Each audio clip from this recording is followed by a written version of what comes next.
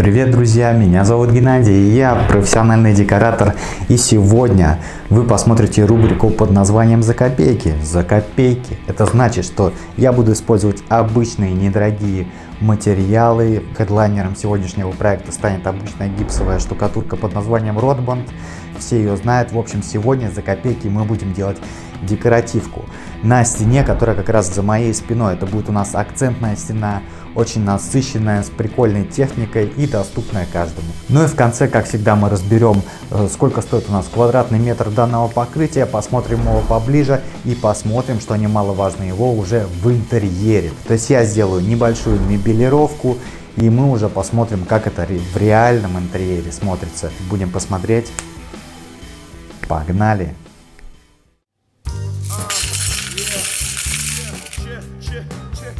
Итак, друзья, начинаем мы с обклейки поверхности. Я делаю небольшой отступ, примерно миллиметр, не клею скотч в стык, беру в расчет следующую фактуру и ее толщину. Так скотч будет снимать гораздо легче. Я использую два валика, один маленький, другой стандартный большой. Ванночку обязательно оборачиваю в пакет, чтобы не мыть ее лишний раз, а можно было пакет просто выбросить. Сначала обкатываю все примыкания маленьким валиком. Закрываю розетки, все остальное. Пол, конечно, 100% вам тоже придется закрыть пленкой. После чего беру и закатываю уже весь объем большим малярным валиком. Катаю полотнами снизу вверх, раскатываю и возвращаюсь на предыдущее полотно, тем самым нивелируя стык. Обязательно используйте адгезионную грунтовку. В данном случае у меня грунтовка от ВГТ.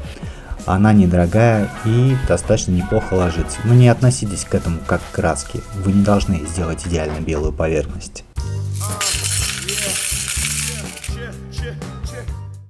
Итак, друзья, пару часов прошло. Наша подложечка полностью высохла.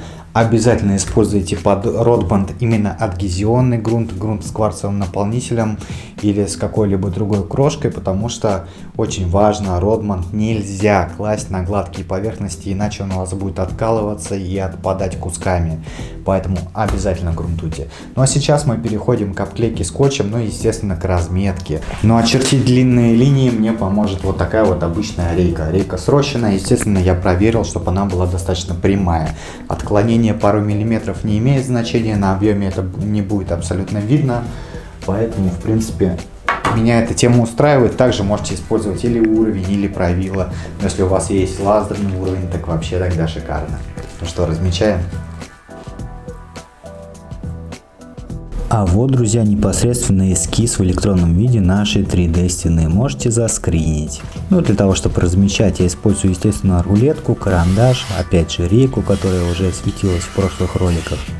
Конечно, немножко я в итоге сместил центр относительно своей ТВ-зоны. Но, в принципе, вам имеет смысл начать с центральной точки стены. Так, ребят, ну смотрим, что у нас тут на эскизе. Собственно говоря, начинал я с центра стены. И вот у нас этот наш центр стены. Получается, сначала я сделал вот эти косые. Вот эту и вот эту со смещением. И ширина вот этой косой у меня получилась 40 сантиметров. И когда мы уже их нарисовали, тогда уже становится понятно, что все вот эти пустые места между ними, это у нас получается 4 треугольника. Вот раз треугольник, вот 2 треугольника, вот 3, вот 4. То же самое, как на картинке. Просто эти треугольники, видите, у нас разбиты еще по центру на центральную линию, чтобы можно было в разные стороны эти линии отводить. А эти линии у нас как раз таки будут все фактурные. Ну а эту картинку вы тоже можете заскринить. Здесь изображен порядок действий, но мало ли забудете. Теперь обклеиваем наши линии, нашу разметочку скотчем. Я использую шириной 9 мм узкий скотч. Если не найдете такого в строительных магазинах, берите хотя бы 2-сантиметровый, но не шире. А если хотите, можете заказать этот скотч у нас с доставкой по всему миру.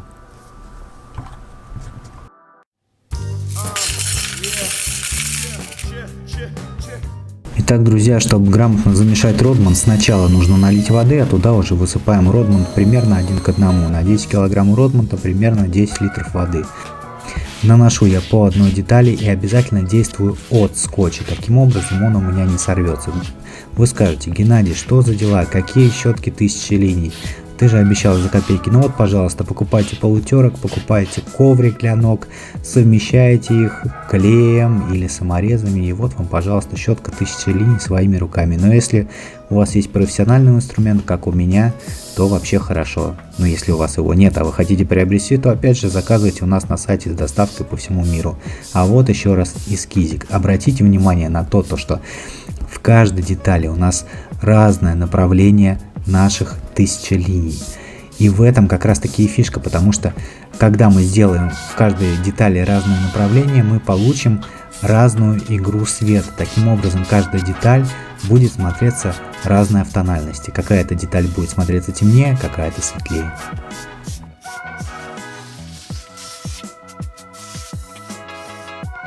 Так, ребят, прошел час, немножко переоценил я свои силы. 10 килограмм Родмонтов, которые я замешал, я истратил только процентов на 70. Примерно за час я это все дело положил. Скотч, который между вот этими всеми деталями, я сниму прямо сейчас, потому что когда Родмонт уже полностью встанет, этот скотч будет крайне проблематично снять, Родмонт будет колоться, это будет очень неудобно. А сейчас еще по полусырому быстренько сниму. Опытным путем мы вычислили, что делать лучше замес примерно по 5 килограмм. 5 килограмм нанесли, и можно сразу же снимать скотч. Это оптимальный вариант. 7 даже я не вывез, а у меня опыт большой. Покрываем дальше все то же самое Родмонтом, все те же линии делаем, только обратите внимание, обязательно работайте от скотча. И в конце по полусырому нужно сбить лишние штуки, которые сильно выпирают. Так, ребят, вот для чего проходить шпателем. Видите, кусман такой налипший. Просто аккуратненько вот так прохожу, и он сам отваливается. Это все по полусырому.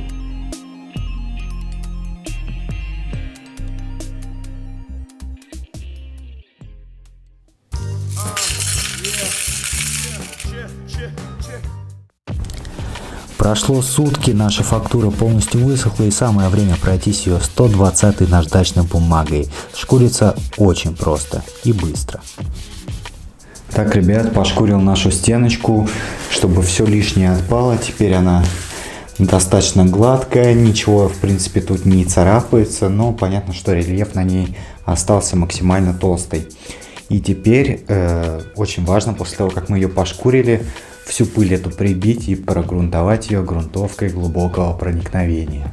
Вообще грунтовок огромное множество, но я рекомендую вам обязательно брать именно грунтовку в виде концентрата, потому что если вся грунтовка, которая продается уже готовая, разбавленная, она обычно вообще не к черту. И я взял обычный Текурила Европраймер, стоит он недорого, и разбавлю его 1 к 3. При работе с грунтовкой самое главное ввести валиком снизу вверх. Таким образом вы не прольете грунтовку на пол. После того, как она полностью высохнет, это часа 3-4, я подделал все косяки обычной шпаклевкой, которая была под рукой, чтобы лишний раз не замешивать Родмонт.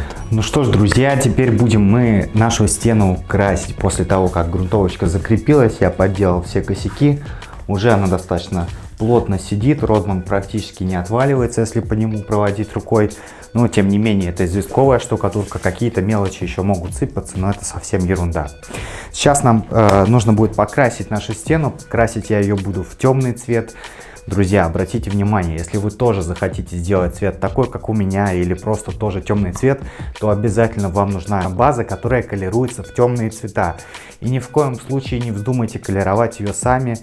Все темные цвета всегда заказываются по каталогу, то есть если вы заходите в строительный гипермаркет, то обращайтесь обязательно в колеровочный отдел, где вам вашу краску уже заколируют в нужный темный цвет, потому что не все краски, еще раз повторюсь, колируются в темный. В общем, я выбрал относительно недорогую краску, она реально бюджетная, Fincolor, называется она Oasis Hall and Office. У них есть другая линейка, но они в темные цвета не колируются. Именно этот цвет я заколеровал практически в черный. Y497, номер по каталогу, по вееру Текурила Гармония. Этот цвет имеет практически черный цвет, но на самом деле у него есть такой легкий оттенок зеленцы. Ну, позже я, наверное, сравню этот цвет с черным, и вы сами все заметите. Итак, осталось только покрасить нашу 3D стену и сделать мебелировку. К Крашу я абсолютно матовой краской в один слой, она очень укрывистая, но при этом я выбрал хоть и маленький валик, но достаточно ворсистый, чтобы краска забивалась во все низины. Первый раз я прошел, дождался полного высыхания и прошел второй раз локально по косякам. После чего, когда я снял скотч, еще третий раз я подкрасил все примыкания художественной кисточкой. Конечно, друзья, я уже предвосхищаю вопрос Геннадия, может быть добавить серебришко, того-сего. Нет, друзья, ничего добавлять не нужно. Делайте, как делаю я, и будет вам красиво. Я считаю, что в данной технике любое усложнение уже выглядит колхозно. В конце я подкрасил все художественной кисточкой, и, кстати, красочка у меня еще осталась, чтобы покрыть дешевый стеллаж из Икеи. Получилось классно. Ну а теперь мебелируем и смотрим на финишный результат.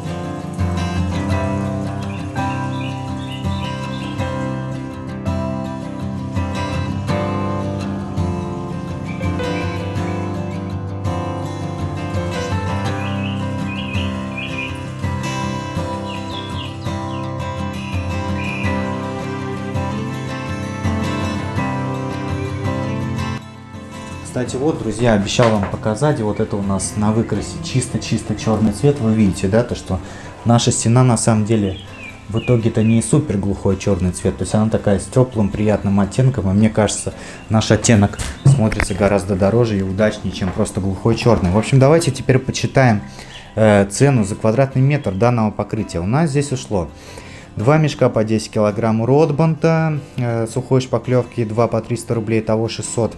8 килограмм адгезионный грунт ВГТ, ну 8 килограмм, потому что в меньшей таре он не продается, 1028 рублей. Краска Holland Office, единственная нормальная в базе С моющаяся краска, которая хорошо колируется в темные цвета, 2,7 литра, 949 рублей. Итого у нас получается 2577 рублей, но плюс ко всему у нас там остались еще остатки. В этот раз никаких остатков я не считаю, я считаю вот как сейчас с запасом. Вот, допустим, у вас есть такая же стена, эта стена у меня 12 квадратных метров, то есть 2577 мы делим на 12, у нас получается 214 рублей за квадратный метр. За такую стильную, модную, реально красивую, классную, рельефную 3D стену, акцентную. Мне кажется, это просто офигительный вариант для того, чтобы сделать у себя, повторить то же самое у себя в интерьере. Главное, что не нужно под это никакой особенной подготовки. Я тут никакие стены не выравнивал, потому что Родмонд, собственно, скрывает все огрехи. Конечно, работа кропотливая, конечно, нужно внимательно снимать скотч, подкрашивать, потому что Родмонд бывает скалывается, но в целом все эти косяки, они в конце с легкостью подправляются. И обязательно поддержите меня лайком, поделитесь этим видео со своими друзьями, и пусть хорошие люди делают больше хороших ремонтов. Увидимся в следующем выпуске. С вами был Геннадий Продекор. Удачи вам, любви и терпения. Все, пока. Пока. Не болейте, друзья.